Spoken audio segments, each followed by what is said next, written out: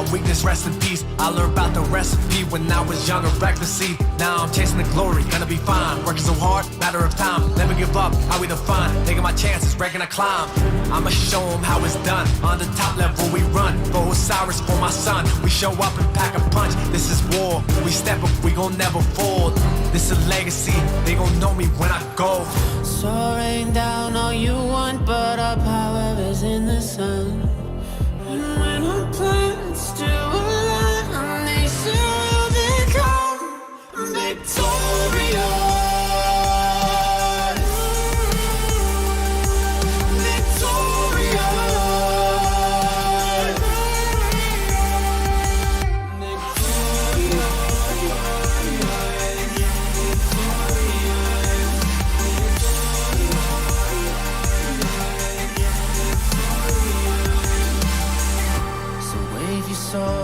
Where you stand and spit upon the ground.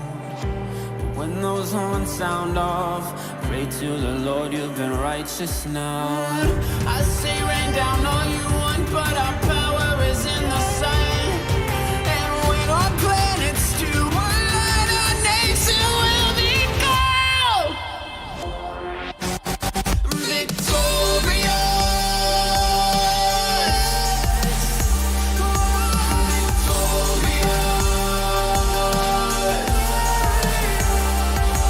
This is war, we don't stop, what's in store, where we start, we deploy. They don't wanna see us win, so we gon' show them all the voice. To the top, we enjoy, when my partners don't avoid. Want the glory, silence noise, here for life, made a choice.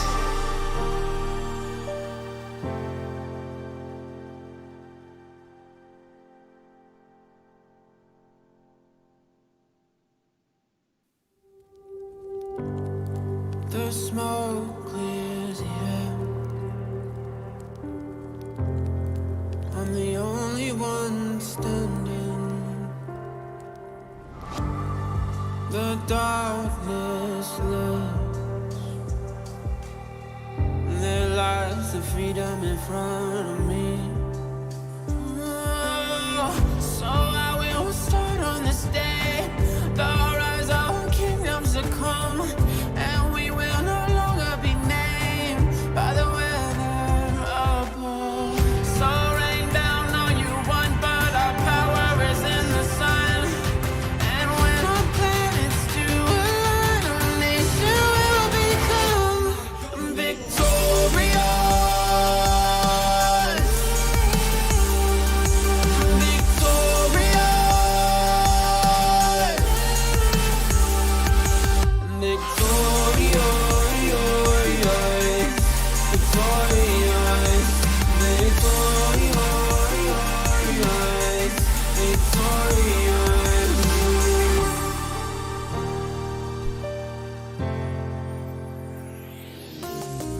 Let it be, all that weakness, rest in peace. I learned about the recipe.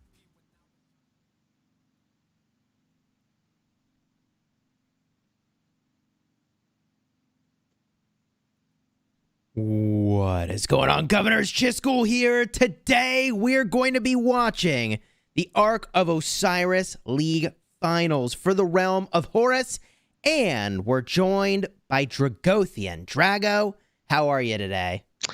Doing very well. Thank you so much for asking. Lovely to be here. Sorry I missed last week. Wow, some crazy colds and illnesses going out there in the world. Hope you all are being happy and healthy yourselves.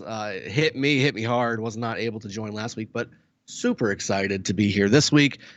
Looks like I missed a doozy last week. You 1021 pulling it out. Oh my goodness. I'm glad you're feeling better, and I hope for OneV that they've had their recovery as well, because we were all kind of shocked to see Blackjack come in swinging 40,300 points to 37,494 in favor of Blackjack, who is the new contender here. OV, the previous Osiris champion title holder, has got to be scratching their head a little bit and going back to the drawing board to figure out, okay, so how do we counter what they were doing? So, I mean, yeah, Drago, nail on the head there. It was a crazy match. It was a lot of fun to cast. And I'm glad that you all are joining us today, because I suspect that this is going to be a really fun match to watch as well. Yeah, I totally agree. It's interesting. So 1021 has really been on the doorstep for quite a few seasons. If you recall, the last 3-4 seasons, really, they've been creeping slowly more and more closer to this finals championship, getting to the quarterfinals and the semis. And then this year, defeating TR in the semifinals to win their spot in the finals, and then taking game 1 against the juggernaut 1V. I mean, I'm blown away, for one. And then 2, I'm just excited to see how this is going to play out. I mean, this is not going to be one of those, okay, somebody kind of squeaked in towards the finals and we already know who's going to win because they're the best. No, we don't know at all. And in fact, when we're looking at the betting, right, it's probably the closest betting I've seen against 1V or at 1V that I've seen in quite some time. Yeah, steep correct in the Auric placements there, huh? Yeah. In the last week, you became an Auric illionaire, right? Like you got so many Aurics if you bet on blackjack. And hey, I did, because from a betting standpoint, it just made the most sense to put Aurics on blackjack, even if you didn't think the odds were all that great in their favor. The winnings were so steep if they won. It was like, man, I mean, that's the sort of bet that you place. And they hit big. And I actually think it's really healthy for the league as a whole when new contenders rise up and can actually contest the title. I think it's an extremely healthy sign. I think, while it's also cool to see someone sit there as the big uncontestable entity, I think it's better viewing when someone can go in and challenge that. So here we are. Blackjack is here as well, and they're challenging it, and they've got one win on the board. Now, just because they've won once doesn't mean that they take it all. So you can see that the scoreboard, in fact, I can show this now, is designed to have a best 2 out of 3. So this could go to as many as 3 matches. Drago, if blackjack wins today, that's it. This title's actually locked up in their favor, isn't it? So it really is. Yeah, 1V is now on the ropes. They have to win. And I think in some ways 1V has the advantage here, and let me explain. Blackjack did some stuff last week.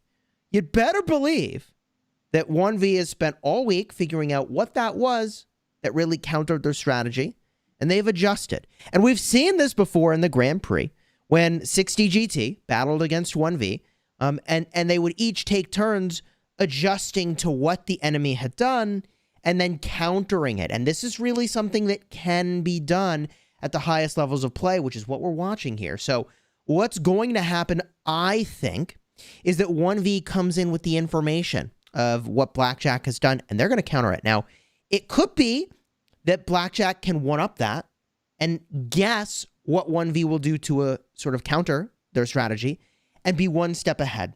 But due to the nature of this game mode being really planning-oriented, it's very hard to pull that off in the moment, to see what they're doing and make a change and make a big adjust to your strategy and execution. So I think 1V comes in today with the edge because they have the information of what blackjack did. And if blackjack doesn't change, I think it's likely 1V can counter.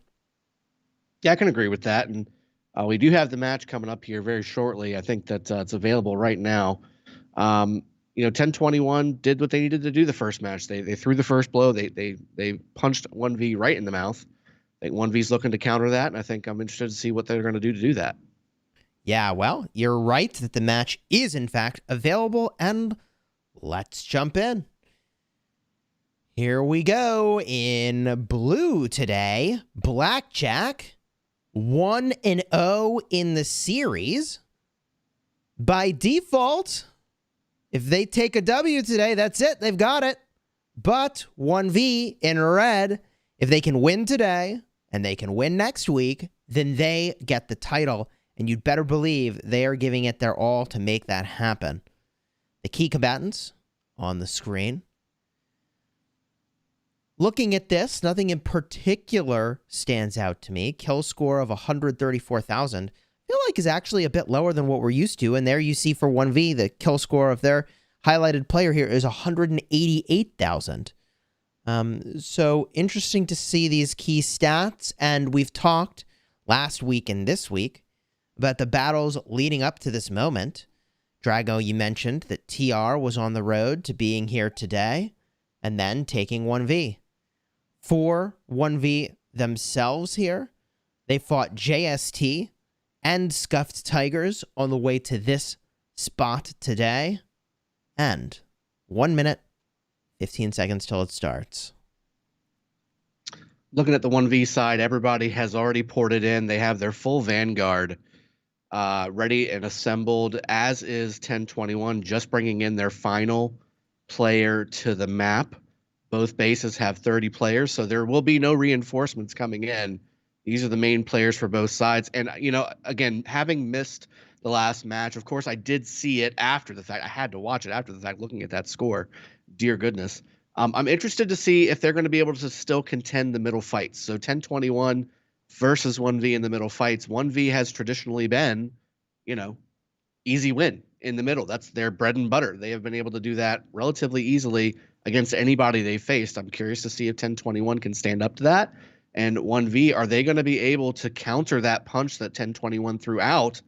Got 15 seconds until this match starts. 1V looking to maintain an even match going into a third round. 1021 looking to seal the deal.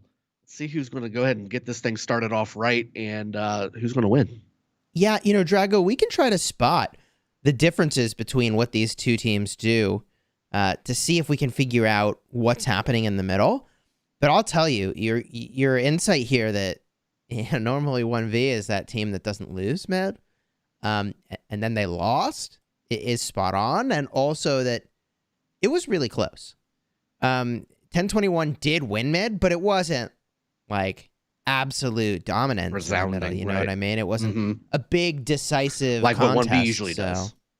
Yeah, I think this is very possible to sway either way for which team gets the win here.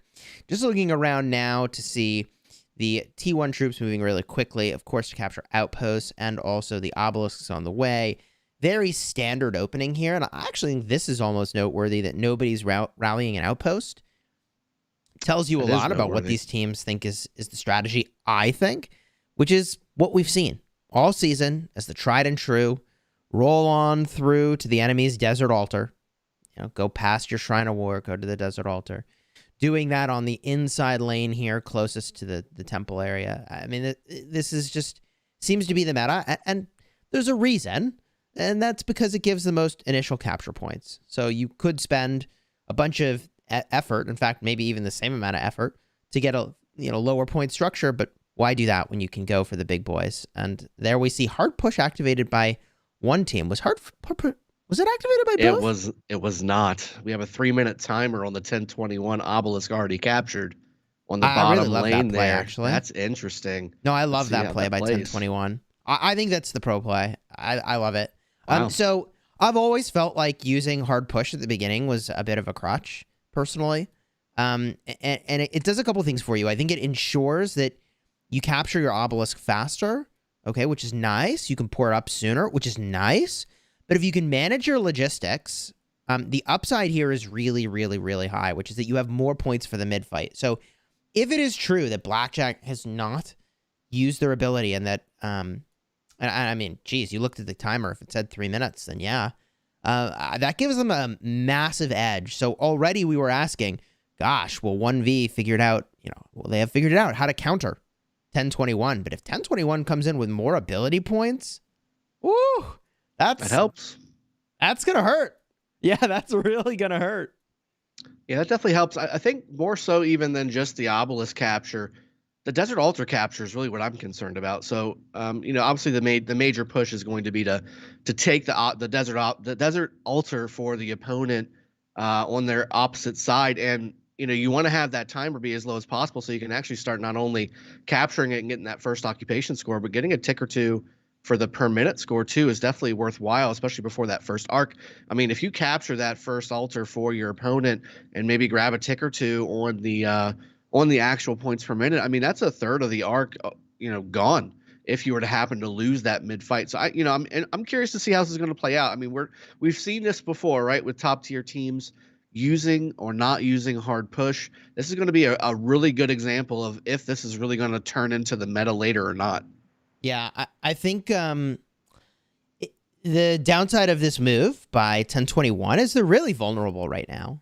So they've got this 10 minutes of vulnerability, and really it's just the start of the match. And I think it's so smart to have done it. And I felt like this was the really strong play for a very long time, especially if you can catch your enemy off guard, which is that you can't actually send a rally on one of these structures yet. So the hard push ability, yeah, I mean, it makes your rally move faster, but the rally, which normally would get some benefits, isn't getting any benefits here in the way that it normally would. But if 1021 captures this desert altar over here belonging to OneV, they got to hold it for 3 minutes to get any points. So they may feel like, we weren't going to get this anyways. Maybe they feel like they weren't going to get these points anyways. So if they can hold their own and, disrupt the enemies a little bit, they go even here and then they take the arc, and that's a win. Yeah, I mean, that's definitely a way to go. The other thing to think about, too, is with those obelisks taking a minute longer, that also means that's going to take a minute longer to teleport in. So you got a lot of people coming in for the red team right now already in, and we still have a timer, and now just finishing that timer on the top lane is 1021. They're just coming in. They're behind on bringing those marches to the field. Now, behind is relative, right? They're behind 1V as far as their teleports, but are they behind on the field? We'll have to see if that is going to make a major impact or not. Yeah, I mean, they really are vulnerable for this part of the matchup. So totally agree. 1V has to capitalize on this, and they're doing it. So they've got now one of these altars. So now they have to hold this altar. And the ask of 1021 is, can you disrupt this point flow? And if you can, you prevent this initial capture, then it doesn't really matter that 1V's got a little bit of advantage here. If they can just tap this thing once, even if they lose it again and ultimately find stability, as long as they get the first capture points in 1021 on this structure, then this was a gamble that paid off absolutely massive for them. But if we look, we can see here the structure is high health. But Guan used the captain. And that's going down. That's a bit of a rip, and is just getting absolutely shredded, Drago. So this is working out. 112 was the time left there on the desert altar. Wasn't even close. I really love this play for 1021, quite frankly. And this is exactly what I was saying at the start, by the way, about, gosh, we know 1V is going to counter what 1021 did last time. But if 1021 does something new, you can't counter what you don't know. So, unless you're really good at like the games within games within games and go, so like how many steps ahead do you guess what your opponent is going to try to do versus just playing good Osiris gameplay, right? And I love this strategy, and I think it's important to show here that 1V knows their timing, and so they're just running at these cities, and I can guarantee you that these cities have really bad captains on the wall. There it is, City Keeper. Because they want these guys to not be able to reset their marches as fast as they would otherwise. So this is all going in a way that I really would have expected. And I think this is also really interesting here. We got 40 seconds left on the first capture for Shrine of Life. I actually think this could be lost here. I think that maybe they sent too many people out of Shrine of Life to lock up these first capture points. So let's see if these next 25 seconds here, 1021 is able to. Only 1 million troops inside this, so 20 seconds is a long time. They should definitely be able to grab this back. They sent that rally nearly instantly, Drago. Look at that. Yeah. Like to have gotten here. Wow. Seconds to spare. Yep. 1021 arriving exactly when they intended. Wow. Okay. Now, conversely, 1021 still holds the Shrine of Life on the bottom lane. A minute and a half now until that switches over, but it looks like 1V may be able to grab that back very similarly to the way that 1021 was able to do that against 1V on their side. So I think this is all ultimately, the way it's shaped up, going to be pretty even once everything actually clicks in place for the teams that have the structures. So looks like a pretty even match all around so far going to the middle fight. Yes, except that 1021 has the ability points. Like there it is. Yeah. Right? Like, you're right. This is played out evenly, and that's that means that 1021 is hugely advantaged. And this is exactly why I felt like this has been such a good play to make for a very long time. Because if you're able to just even this up and play good structure game at the start, then you have 3 more ability points. I mean, just to give perspective, if you put an ability on your bar using those 3 ability points, you could do Bog Down, which slows your enemy and also removes their defense by 30%, right? You take a 30% defense reduction, which for teams that are this even in the mid-fight, 30 seconds of defense reduction is a lot. Sure, absolutely. That's it, right? And I think it's likely that they don't even use all these points now, potentially. They have the option of holding on to them if they want to. And look at this. They're even slightly behind on points here, up top on the board, which means not only do they have more ability points, Drago, but they're getting more ability points per second because whichever team is losing on the scoreboard regenerates their ability points faster. So I think this strategy is actually ingenious for a lot of reasons.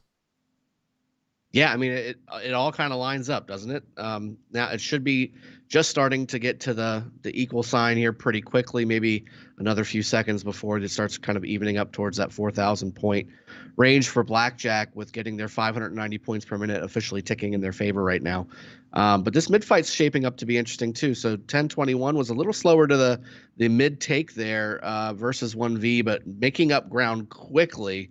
A lot of their reinforcements coming in one big chunk, whereas 1V is more streaming in, 1Z, 2Z, 3Z. I'm seeing 5, 6 marches at a time chunking from each lane on this map for 1021, which is definitely going to help them get their marches there in a little more timely and organized fashion. This is going to be something we're going to have to watch play out. 2 minutes until this arc spawns. Board is not even, by the way. Sky Altar on the top lane, taken by 1021 away from 1V. That's a little bit of a slap in the face right before this mid-fight. That's very helpful. It looks like 1V is trying to do exactly the same thing, but unsupported rally. If they can maybe get 1021, saying 1021 can maybe get a couple marches over there, they may be able to save it. But right now, that Joan Nevsky rally, I should say, is doing a number on that Sky Altar. That Sky Altar may actually go down in favor of 1V. In fact, I think it will. It's not going to be in time.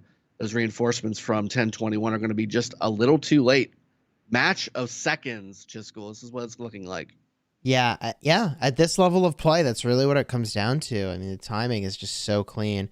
Although, that looks a little aggressive. What's going on here? He's like, what's up? I want to play. And they're not even fighting. What are they doing? Oh, okay. May just be a visual thing on my side here. Yeah, no, I where saw these it too, marches are. Yeah. Okay. Okay. Oh, that really had me going for a second. What is this strange new dance? Yeah.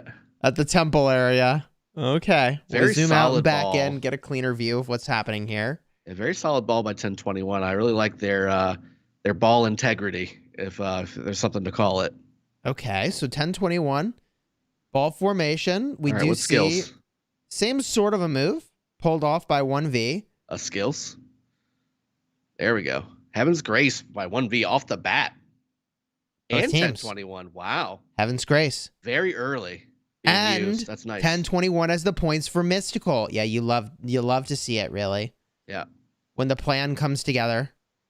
It's exactly what I was suggesting, is that they have the opportunity here to not use all of the points that they've banked by virtue of not using hard push. So they'll have one more point in the bank, plus all the points that they made by virtue of being lower on score, which they still are, by the way.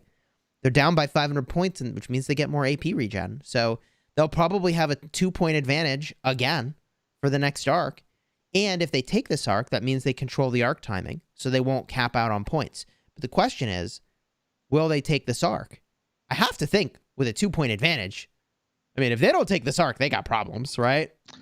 I mean, that's a big counter to what I'm sure their plan was, obviously. Now, 1021 does have the arc right now, and it is moving towards their side. Really seeing okay, here we go. Now's you're starting to see the first dead marches go back for 1021. I'm not seeing any go back. Here we go. Okay, so now it's starting to load for me. Looks like 1V losing some marches too. I didn't see anybody like dying at all for the longest time. It was kind of interesting. Yeah. Wow, that is a lot of sad faces. And they're all for 1021 from what I see on my screen. Yeah, there's a couple trickling out for 1v, but you have to move a little bit more towards the bottom lane. It's such a big ball that's fighting. You can't catch it all on one screen. I mean, if 1v wins this mid fight with the point disadvantage, I mean, it's looking like they are. that is an outplay if I've ever seen one. They're definitely winning this. Oh my God. 100%. That was a pretty resounding win in the middle. Wow. Okay. Yeah. Well, 1v throwing down in the middle. Just a reminder, they'd say, of the fact that this is our temple area. Thank you very much. Now, if we look at the marches that are here, we see some Nevsky primaries, some Joan primaries, right? Everybody wants to know, what marches should I make for the open field? If this is the best of the best, right? What should I be copying here? And it is like 5 or 6 commanders that you see a lot of. Look at this. They're even using a lot of Trajan primary now. It's just so interesting to see what these teams do. I mean, there's a lot of Ethels that we've seen historically, but the sort of secret handshake to win a mid fight, if you will, is, you know, a bunch of Joan primes, Boudica prime, Skippy prime, Guans, and like that's what they do. But let's see where everybody's going now as the follow-up to that action, right? So if we look at the altars, we do see that 1021 is going there. But I'm still kind of at a loss for words on that mid-fight, Drago. Yeah, it was something that I didn't necessarily expect. Obviously, with them having those extra 2 points, you would think that maybe they would have performed a little bit better in the middle fight there. And I think, again, I like the ball integrity that they had as far as keeping everything condensed. Did 1021, but 1v just overpowering and stomping that middle fight and taking it pretty soundly. 1v really kind of just rolling back with this arc. No defenders for the arc carrier. It's just really kind of strolling back at its leisure, being able to go wherever it wants to unimpeded, which is, again, not a good sign for 1021 starting this match off, really using those 2 extra points, or at least trying to use those 2 extra points to their favor, and not really having anything to show for it from that middle fight. Yeah, I mean, this was really not a part of 1021's plan. I don't know if they're ready for this. I wouldn't think so, but yeah, I mean, they executed the start of this match so cleanly. Yeah, it seemed like and they perfect. did exactly what you would have needed to do for that to be such a huge advantage in the middle. So what the heck was 1v doing that was so different? Was it more marches in the middle? I don't think it was, but wow, I'm still honestly recovering from that mid fight. Mm-hmm. You know, an interesting thing to point out in the rally section on the bottom right side, there's 2 cities being rallied by 1v of 1021 on the top obelisk side. I'm curious to see if they're going to be a major push going on for this top desert altar coming here pretty soon, and that's a timing play being used by the rallies itself. Curious to see how that's going to play out. I'm not really necessarily seeing that this early in the game, especially by the person who won, or the team who won the arc. Usually it's by the team who lost the arc, and they're trying to teleport people across the map a little bit quicker with the rallies. It does look like they're trying to run people downfield, actually. This is kind of interesting. So we can watch this because the rally launches in a few seconds. But I saw a bunch of gatherers go out, and here come these rallies now. So my suspicion on what's going on here is that they've got some people that normally, they can't port forward. So instead of having to walk all the way up, they've got the timing down such that they can send a transport rally. Mm. So it was a good insight to see that they were rallying the cities, because now this gives us a really good insight into how you move downfield using those rallies with fast calves. And then you can see the provisioners with T5s are sort of rolling out here. So also the provisioners were likely pulled potentially to take that fight for the mid. So that might have been one of the adjustments that gave them the advantage there, is they pulled provisioners, I think, to make that happen. Yeah, those rallies are going to go right by that desert altar too. It's going to be something interesting to watch as it rolls down the map, and good click there, knowing that they're coming from the base instead of the obelisk area too. So great way to teleport those marches across the field a little more quickly using the rally mechanic of being faster than a regular march. Yeah, Yes, for those newer to the game, right? Your alliance technology gives you a bunch of march speed for rallies specifically. So that's where that's coming from as a mechanism to move really, really quickly. And also, the rally capacity on a city in this game mode is really high. So you can get a lot of troops into there. It's actually pretty tricky to fill one of those rallies. Also, bro, what's going on here? A lot of Attila Nevsky, or really Nevsky Attila, being used as the rally choice today. So I don't remember that from last week. Last week, what I remembered is Henry Nebu. Like, I don't know what's going on here. A lot changes every week. All right, here comes the first rally coming up on the Desert Altar on the top side against 1021. 1V rolling in with both of these rallies. Yeah, it's like a formation. Yeah, I don't see a whole lot behind it on the field coming up necessarily in support of these. So I think maybe they're going to roll past it because there's a lot of 1021 here prepared for whatever. Yeah, I mean, I think you let the rallies get to like here and then you cancel them both and take the altar. The alternative is that they may say, okay, we're not getting this altar. Yeah. So let's let these rallies run closer to the obelisk and then we go take Ob. I think that would be a super reasonable call here. Mm-hmm. Yeah, I agree. They canceled. Yeah, there it is. And there's not that many people in it. And I kind of wouldn't expect there to be that many people in there coming from the starting area. 2 people in this one, probably the same 2 people in this one, right? You launch rallies for each other, and that lets you move 4 marches downfield together. And so this quad can make its way over here, and it's really difficult to deal with 4 marches sitting on these outposts. So I think, we don't need to watch those marches moving around, but I think what we'll see is that these outposts are going to flip hands in just a second here. Yep, I think that's a great call. That's what I was thinking too. So outpost assault squad is really what just happened. Is what it ended up being. It's really hard to execute, actually. Like, it's a simple idea, go disrupt the outposts. But one of the hardest jobs, I think, in Ark of Osiris is doing that well. Because your march is so long if you get sad-faced. So you really have to play that backfield role so well. Otherwise, you've got like a 5-minute plus round trip to be able to do anything. So I get why they're running rallies to get back there. Yeah, and just to kind of catch everybody up, the Ark is down right now. It is by the 1V bottom lane obelisk area. It is on the ground. Nobody's holding it right now, which is, again, there's no point in holding necessarily an Ark just because you can't do anything with that march. All you're doing is holding it.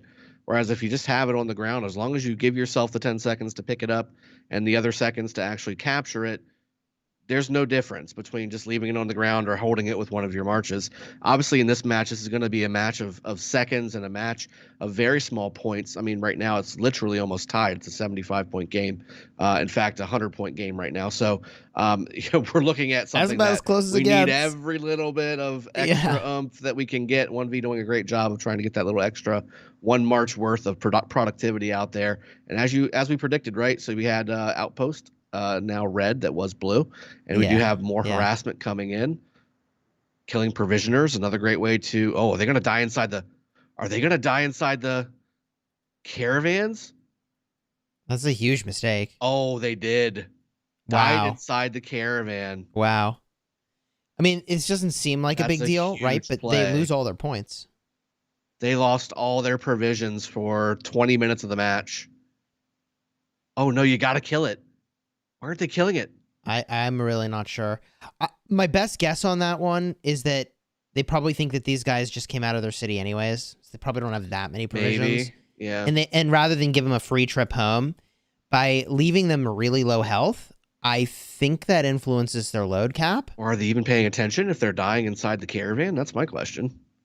Yeah, it could be that they also just really didn't want to have their march sad-faced.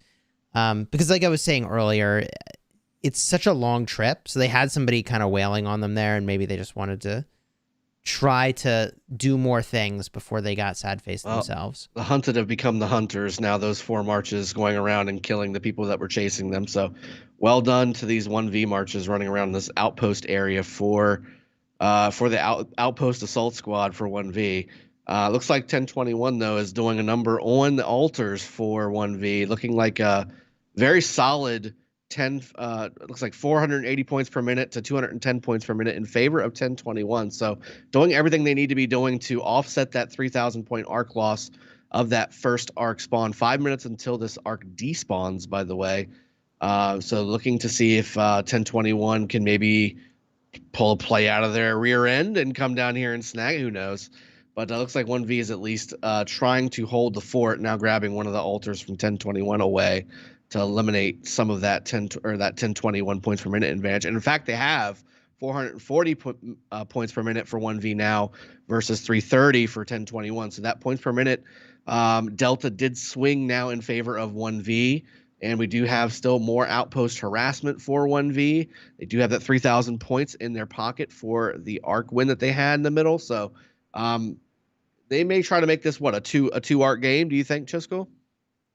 It's possible. I mean, arcs are really risky in this level of play. They really are. I would have swore that with the ability point advantage, 1021 would have that first arc locked up. And I was so confident that they'd be able to do that. And then here we are. The arc is in the hands of OneV. So arcs are just so risky at this level of play. I think it is the smartest play to go for the least number of arcs possible. Yeah, I agree with that. We do have 3 rallies all coming from the OneV side right now, which is, again, a curious thing considering 3 of the altars are in favor of OneV right now. Looks like we do have one starting to come. Nope, it's still all OneV from a rally standpoint. Now it's starting to see one from 1021, but 3 altars now in favor of OneV, and the point per minute total starts to increase for the red team here. 520 versus 210. This is not what 1021 wants right now. They do have a 300 point lead currently, but that's going to evaporate in literally 1 minute. So having that alongside of the fact that 3,000 points again are in favor of OneV as of right now, having that arc camping out and getting a little bit of sightseeing going on by the obelisk on the bottom lane by the cities. OneV looks to have a pretty strong position here going into the next mid fight, which will eventually start here in about, I'd probably say about 10 minutes or so. Yeah, that sounds right, actually. I mean, within 2 minutes and 40 seconds, this arc's got to get captured. Mm-hmm. And then we've got over 8 minutes for the next arc to spawn in. So yeah, I mean, we're really... It's going to be close. It's going to be soon for another mid fight, and I don't know that the scoreboard is going to differentiate very much. We'll see the points get locked up on the board. Yep. Mm-hmm. But remember, the next arc is worth more points. So if 1021 wins that arc and they're down by 500 points, I mean, okay, we're back to even again. So I honestly don't know who's going to win this matchup. This is really close. And OneV doing a pretty good job of holding this desert altar on the top lane away from 1021. I mean, OneV doesn't really have a whole lot of open field presence here, but streaming in reinforcements one by one below it to at least hold it for a little bit longer. 10 seconds until OneV is able to capture this and get at least 1 tick of points from that desert altar on the top lane too. That would be a win, which it looks like they are going to be able to do. OneV captures that desert altar away from 1021, getting at least that 1 point of tick. 1 tick of points for the red team, which is going to help. Again, every little bit is going to help. We have 740 points per minute versus 360 points per minute in favor of OneV right now. And again, OneV having that assault squad over on the outpost didn't really cause a whole lot of damage on the outpost portion of it, but I wonder if it delayed a lot of the reinforcements coming to some of these desert altars that eventually ended up losing because they didn't have enough reinforcements. I think there's a lot of little butterfly effects that I think that little desert, that 1V outpost assault squad really kind of had going for it. Not only killing provisioners in the caravan, which again eliminates all the caravan points assembled for that gatherer, but also again taking an outpost or two, disrupting the points there, but also again disrupting people coming to the middle trying to kill those marches in the outpost area alongside of it. I think that's a lot more value than a lot of people are maybe thinking. Wow. Yeah. I'm looking here at this Henry Nebu rally, and I feel like I just keep... I wish I could ask them, what was it that made you use Attila and Nevsky 5 to 10 minutes ago, and now Henry Nebu? Like, what changed? A player, maybe? It could be player. It could be the garrison, actually. I would believe that I did see some Jan Ziska earlier, so that could be the source of using the Attila Nevsky. But these things that seem sort of small are actually really, really important. And these are the sorts of edges that both teams are trying to get in every moment of this game. Because, when you have teams as competitive as these two are, there's really just not much margin for error. Hard push activated by 1021. That's because they have more ability points like I was talking about earlier. Mm-hmm. So they had to spend down their ability points, and they realized their calculus for the next mid-fight, they probably get back to 10 ability points or close to it. OneV doing a great job holding that Desert Altar away from that onslaught from 1021 with that Henry Nebu rally going down eventually here in the next second or two. Still a few swarmers left for 1021, but they're all in red. OneV holding that Desert Altar, doing a great job, and not losing points being generated. Speaking of those points being generated, 590 points versus 440 in favor of OneV still. So we see now the arc being captured as well. 16,800 points for OneV versus 13,300. We do have a 3,500 point lead right now in favor of OneV, which is exactly how many points are going to be available for capture for the next Ark of Osiris battle, which starts in 7 minutes, really likely starts in 6.5 minutes. Again, the board is knotted up even structure-wise, with a lot of them flashing still. This is going to go down to the wire.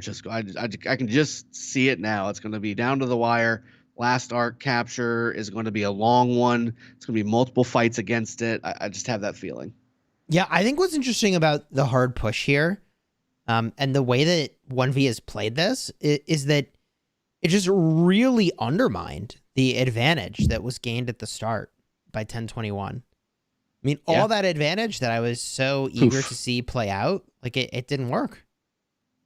It didn't work at all, actually, right? And I mentioned this, and this is really important because they had this big win the mid-fight edge that they don't have anymore. And if they lost when they had the advantage, what happens now that they don't?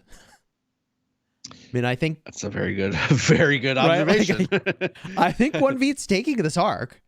If this plays out like the last arc did, now they're on even footing. Now they have the same ability points going into this fight. Yep. I mean, I think OneV takes this. Dragon Lancer, Drago. I just saw a Dragon Lancer. Wait, what? Okay, this was real. I don't think I'm making this up. Good reinforcement march. I don't think I'm hallucinating here. I know we're in the desert on this one, but I mean, wow. That's a first for me. A Dragon Lancer primary in the Osiris finals here. Oh, we've seen City. I mean, that just goes to show you guys. Okay, so top level cream of the crop, Osiris League Championship finals. You're still seeing green commanders being used. City Defender on the walls. Dragon Lancer on the field. I mean, the real MVPs of this matchup. Everybody can do this. All right. Yeah. It's. Oh no. Okay. Well, 3 altars now for 1021 Jiskel. So we do have about 5 minutes until this arc spawns. Everybody going to the middle already, of course, which is a good thing for 1021. They want that extra. They want that extra points generating in their favor. They did use hard push, so 30 seconds until this altar starts generating points for 1021. And they need every point they can get, especially from these altars being the highest generating point total buildings in the game. They need it bad because they've got 3,500 points.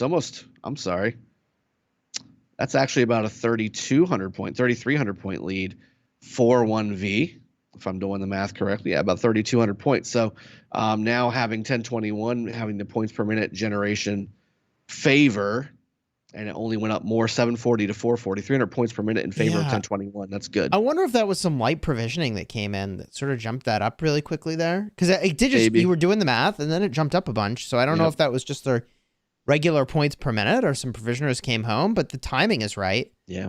For, somebody who's doing some spot provisioning to come back, have scored a, couple hundred points, and then go to the middle. Yeah, it's very possible. I do also see this Desert Altar on the bottom lane of 1V. It is so close, but it does look like 1V is going to hold this just enough, which is great for 1V, because if they would have lost this one as well, A lot of their points that supposed to have started generating per minute wise would have been gone. 300 points per minute would have been gone for at least 2 or 3 minutes. And now, if they keep the buildings too, it's even longer. But looks like this Henry Nebu rally on the top lane is going to get the Sky Altar back away from Jan Ziska and the 1021 team. Middle fight, though, shaping up very nicely. 1V positioning forward in front of the temple, trying to look and see if maybe they can take an early. It looks like they're going to try and take an early engage against 1021. I think that's a smart play. 1021 has not assembled yet. 1V does have the numbers here. 1021 will have to back up if they don't want to get picked off one by one. That's what they're doing right now. 1V is pushing, though. Let's see what they start building these alliance. I think 1V's got a back here. Yeah, they backed. Yep. The problem is that 1V got too spread out, and it seems really dumb, but they were trying to take advantage hard to get your whole group to move all at once. It's actually just really difficult to pull that off. So I think if they had engaged there, that would have been a really messy engage for 1V, even though conceptually the timing for that was, I think, very good. Yep.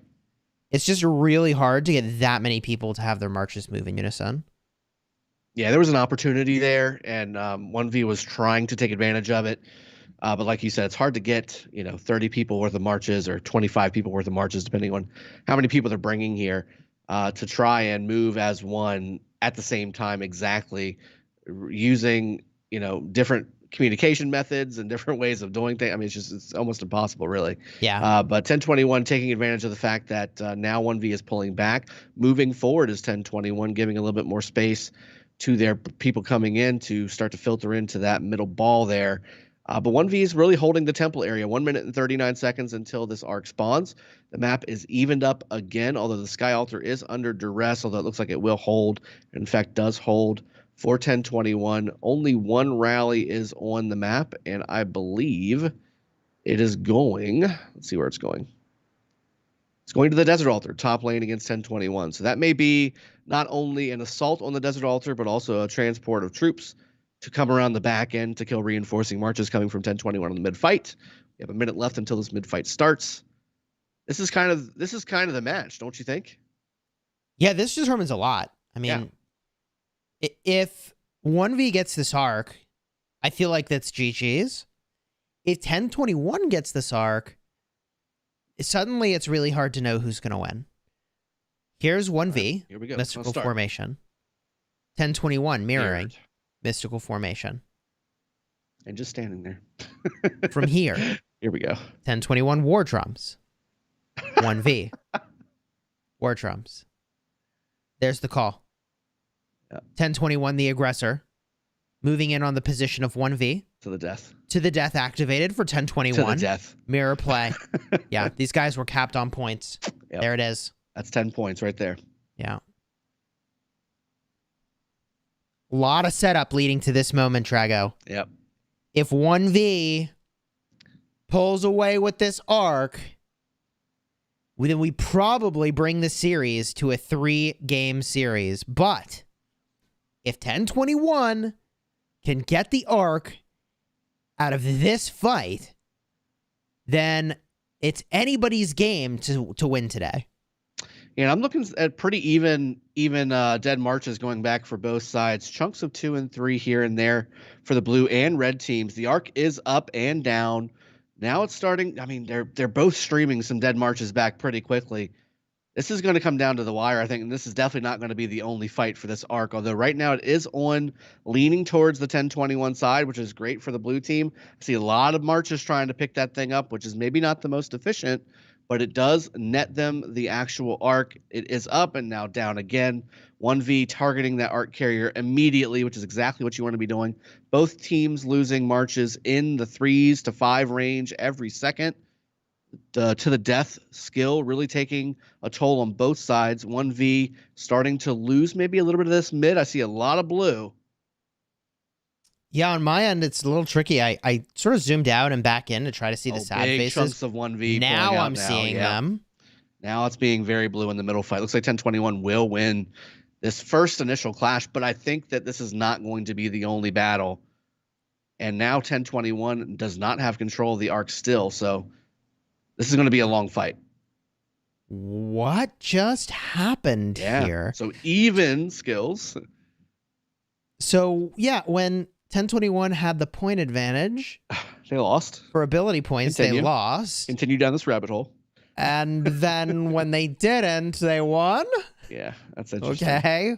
That's very Well, this brings us to the second situation I had described earlier, Yep. which is that now it's anybody's game, Drago. Yep.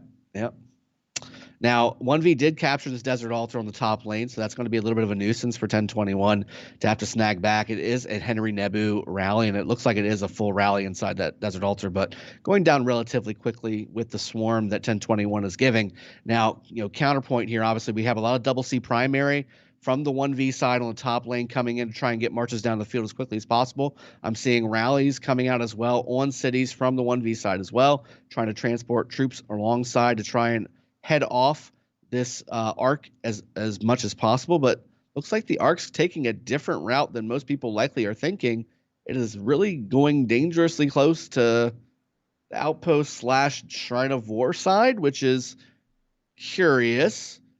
And It's probably always a bold choice. probably the smart play. Not many marches were already going down that bottom lane for 1V. They were already really kind of beelining for that top lane, thinking that they were going to go north, but a little bit of a change of direction from Sugar of 1021, dragging this Arc of Osiris back towards their side. Now 1V has made an adjustment. Massive marches coming down on the bottom lane up to the 1021 side, but maybe it might be too late, and maybe it's just going to be another zag for 1021 and to go north again. I mean, they're just kind of going back and forth trying to keep 1021 or to keep 1V off their off their toes. I mean, they're just trying to make sure that they don't get overwhelmed one side or the other, I think.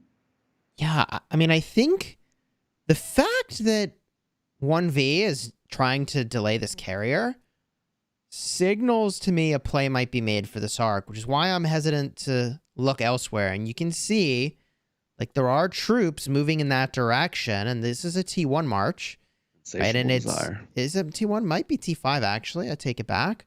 But it's here with a double C primary specifically to delay. And I think that delaying is something you do when you know you have to take the arc. I mean, I think they see what they have to do here. Even if the chances of winning are small from this position, and I'm not sure I'd say that they are, but certainly smaller than they were before the mid-fight, I think they got to go for this. So if we look at the points, right, it's basically a 3,600 point lead for 1V right now. Obviously 1V doesn't necessarily need this arc to win.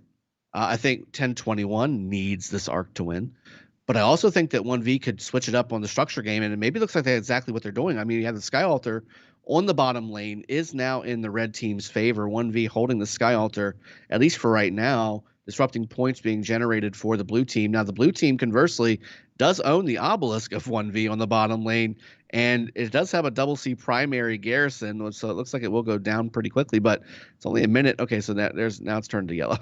It was staying green there for quite some time, or staying white there for quite some time. But 1021 doing a great job of holding off anybody trying to take this arc. I don't think they're going to do it. I think they're going to just go for the structures. I think they have to. Wow. I don't see a play being possible on this arc at this moment. Yeah, it's done. I think this arc is done for the most part. You do have one march coming in for 1V with this double C primary, and it could do something, but I mean, that's why I'm so confused. Like, for teams that really... 2 rallies coming in too, Chisco. They just manage the details so well. It's interesting that they're pressuring this at all. But okay, here it is. This is the play. They are making a play. Yeah. Here it is. They canceled. They're going the other way. They're turning around. Oh my gosh. One did. There we go. Okay. This is the play. But where do they go? Where do they go so with it? There's not a lot of options here. They've got to take out this carrier and then score at the ob.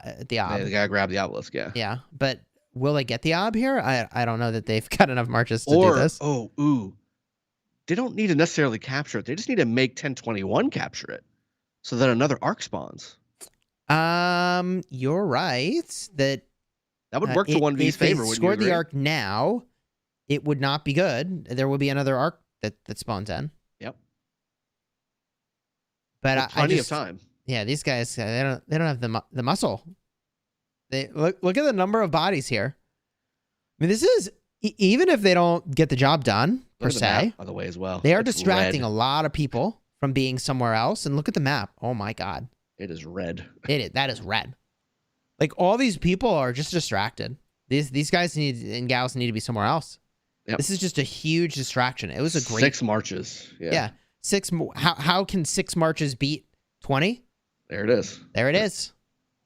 There it is. Because remember, in this game mode, right? It's sometimes not about winning any one little fight, but controlling where your enemy is, and that was certainly influential. I mean, this map is red as can be. And there's plenty of red marches around these altars too. I mean, these aren't going anywhere anytime soon. It's funny, chat's like, oh, 1v is lost. And it's like, well, the map's completely Like I red, said, folks. Yeah, they just need to switch to the structure game. I think you're calling that too early. I mean, it's a 4,600, 4,500 point match right now in favor of 1v, and 1v has a 700, 600, now 530 point lead per minute in favor of the red team. I mean, this is, I think this is going exactly the way 1v would want it to go. I mean, of course, they might love to have one more arc maybe, but I mean, they're doing everything they need to do right now, switching the structure game, flipping it like that. If they can hold at least one of these buildings for maybe a minute or two, that's going to be a big win for 1v, I think. Yeah. Wow. Almost 5,000 points now in favor of 1v. They just need that little bit extra. Now 10. So what does 1021 need to do? They need to do the exact same thing.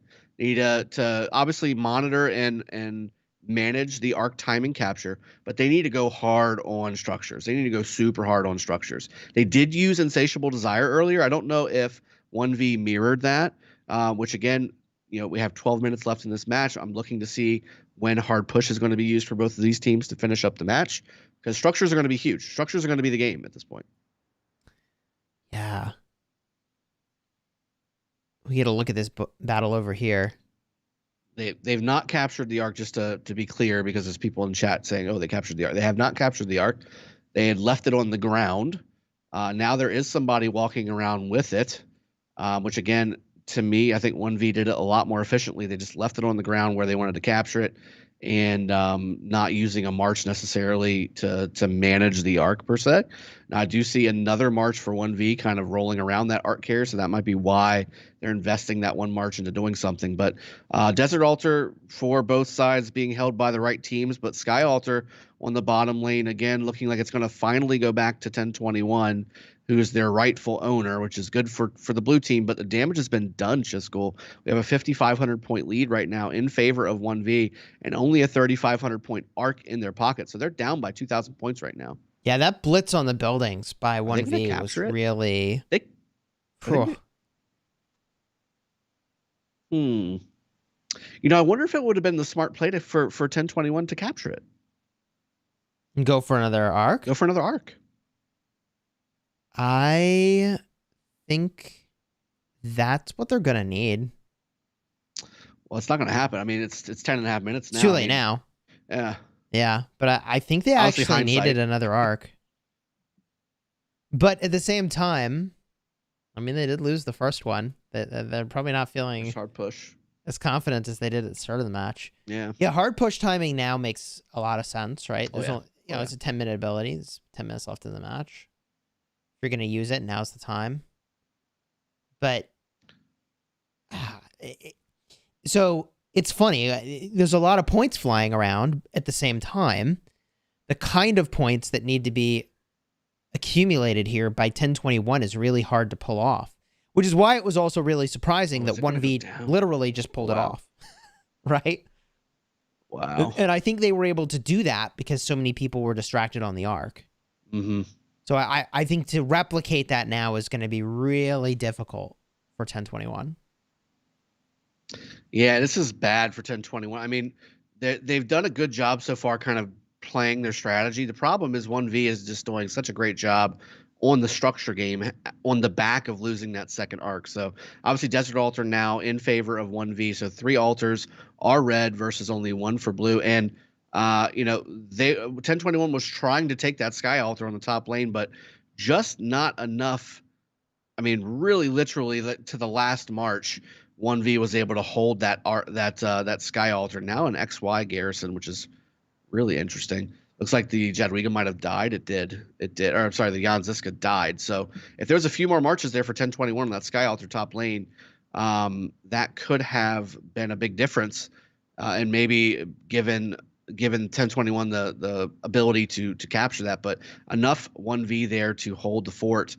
No pun intended. And looks like, again, 1021 trying to get their own Desert Altar back, but 1v giving them a hard time. Every second, every minute that 1v holds some of these structures is another nail in the 1021 coffin. And there are 8 of those minutes left in the matchup. Yep. So there's still more work to be done here.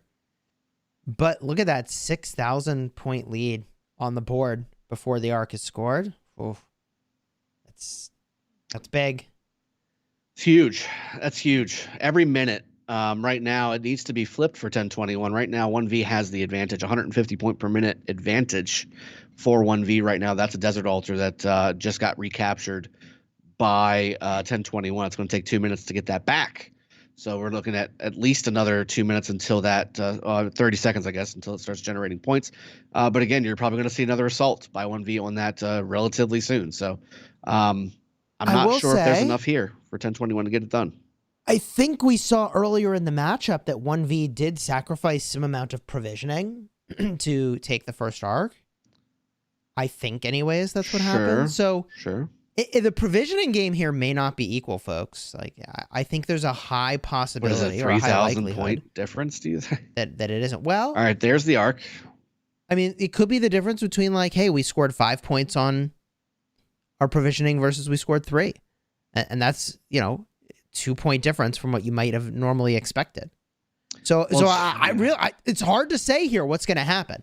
Like, sure. I know it's easy to look at the board and be like, oh, it's this team or it's that team, but there's too many variables, I think, at play here still. Yeah, I think I can pretty confidently say that 1v has this, at least, unless they just stop playing right now altogether. I think 1v kind of has this in the bag for the most part. 1021 doing what they can to get it closer and closer. But I think if you could get 3,000 points worth of extra provisioning instead of the first arc, I think people would be doing it a lot more often than we see. I think there may be 1,000 point. I think to your point, I think there's a value there. There's 1,000 points extra that you could get by provisioning more than the opponent at the very beginning of the fights. But 3,000 might be a bit much. And I think 1v, or I think 1021 was hoping not to have that 3,000 point delta that they currently have right now. We'll see what those provisions are at the end. I'm really curious. Even when I've called too many matches early, Drago. I know. That I'm just like, I won't do it anymore. But I'm yellow in this thing. I refuse. This is my favorite. This is my favorite thing to do. I refuse. That's what makes it fun to watch. Is like, I'm yellowing. It really does come down to the last minutes. It's just too hard to say. I do agree that 1v has the position that you'd want to be in here. Yeah. For sure. Yeah. For sure. So let's put our money where our mouth is. I think chat has a point. If it's going to come down to provisions, let's start getting some provision cam action going on. Provision cam? Oh, 5 minutes left. It's a little early for provision cam. We go look at the camels, see where they're at. Oh, look, they're even provisioning right over here on screen. Yeah. They're not even hiding it. There's 1v. There's a lot of 1v marches out there killing provisioners for 1021. And don't forget, 1020. I'm not sure how how long that march had been out, but 1021 did lose an in-caravan gathering march earlier in the game, which was, again, kind of curious to see that happen. And again, we're losing another building, by the way. Shrine of Life is now in favor of 1v on the top lane. It should be 1021's. So losing that building, again, that's points per minute not being generated. Looks like 80 points per minute not being generated by 1021 for their own calls. And it should be obviously another nail in the coffin. There's a lot of provisioning, Drago. Sorry to interrupt. That's like a lot of provisioning. And also there's a bunch of empty spots where there would normally be nodes. So 1v is doing a lot of provisioning here. Okay. I mean, Oh, look, 1V is or 1021 you called for a provision cam. I mean, I can give you a little provision cam up over here as well. A lot of empty spots where there would normally be nodes here. So they've already gathered a bunch of these provisions. And for those that don't know, the provisions do spawn in periodically. But that is on It's like a sort of 10-minute schedule. timer. Yeah, it's like a 10-minute timer. When there's a bunch of empty spots, which there aren't right now on the side of 1021, by the way. But when there are a bunch of empty spots, then you know that they've been already provisioned out. They've been gathering their little hearts out. Yeah. Hey. I mean, we can knock it, but it's points, baby. I mean, it is, and it looks very empty. And devoid of caravans on the top lane for 1021. So, I mean, there is something to be said there. Again, I just think it's just too big of a number. Like if it was a 1,500 point match right now, I think that there's some validity to this. Yeah, I do agree that the gap's pretty big now. It's like 3,000, 3,500, 3,600. Yeah. Yeah, and the number's going up. So I agree. And there are caravan marches coming back for 1021 on the bottom lane.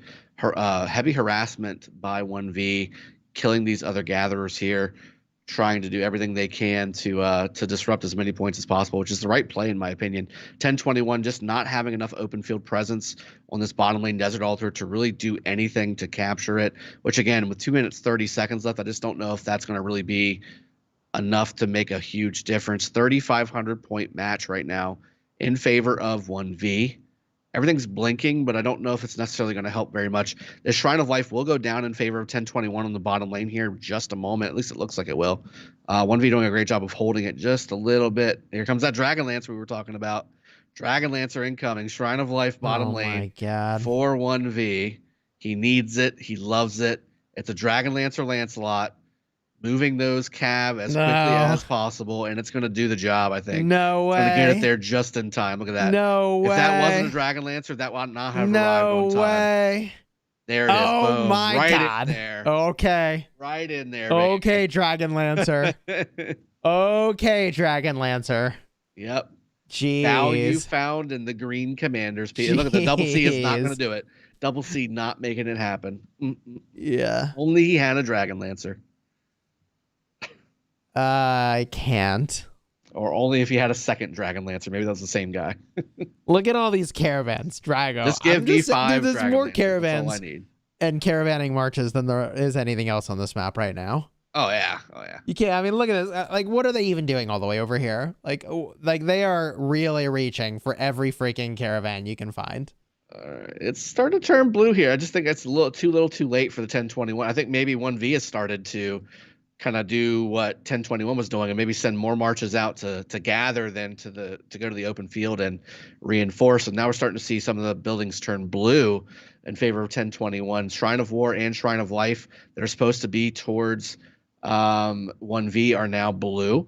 And it's still under heavy harassment are both altars for 1V as well. So at least the sky altar, not the desert altar. So at this point, though, none of the buildings matter. There's no points per minute that are going to come in that's going to be relevant there. Yep. 30 seconds left. It's actually just all about the provisioners. Like, is there a big provisioner that's about to come in? And I'm not seeing it. Which means that it is very, very likely we've got a game 3 on our hands here. Yeah, that's what it's looking like. Here comes a provisioner, but some T1s. I don't know if that's going to be the difference. I'm not seeing it either. 2 seconds left. Yeah, there it is. A couple hundred points. But that's probably that. There it is. There it is. As we'd suggested at the start of the match, we knew 1V would adjust, and the question was whether or not 1021 would have the foresight into exactly what that adjustment would be. And it looks like 1V was able to throw something that 1021 was not ready for. So congratulations to 1V. The MVP on the screen here and the final score. 37,956 for 1V. 35,004 for Blackjack 1021. And even though I had thought maybe 1V was pulling provisioners at the start, they did in fact pull down 5,822 points. That is Wow. so many points in provisioning. Very impressive. Yeah, just won both phases of the game that they needed to, right? They didn't win the Ark of Osiris phase, which 1V generally is used to doing, but occupation score, big delta in favor of 1V. And I chuckled when I saw the summary page, just because we were so heavy on 1021, doing so much better possibly on provisions, and at the end of the series here, 900 points in favor of 1V is the provision score. So wow, just winning it for the most part in all phases, and 1V takes that second match. Just cool. I'm excited. I'm gonna get to see a third match. Yeah, we go to a game 3. So if you haven't already, subscribe to the channel. You should really smash the subscribe button right now. Throw a like on the stream to get more content just like this. Later today, Redline is going to be casting more Ark of Osiris League for the 15 UTC matchups. And then next week, we've got another one, baby, with these teams that you see on the screen duking it out again. So subscribe if you haven't already. Also, Dragothian and I have YouTube channels making videos designed to help you play the game like the pros that you see on the screen here. Holy moly. Crazy. We try to break down the insights as to what they're up to and what decisions they're making. So consider checking out some of those videos. Drago, any thoughts before we wrap up today? No, not at all. I mean, I would just like to say again, this is, like I said earlier, one of my favorite things to do, concerning the game. So really excited and happy to do that with you, and certainly looking forward to next week. Yeah, it's going to be a big one, man. And if I'm not mistaken, it's your last big cast next week, right? Yeah, could be. Could be. So definitely subscribe if you haven't already. Tune in for that. You're not going to want to miss it. Until next time, everybody, you have fun smashing your enemies, and we'll see you on the channel back here at 15 UTC with Redline. Take care, everyone.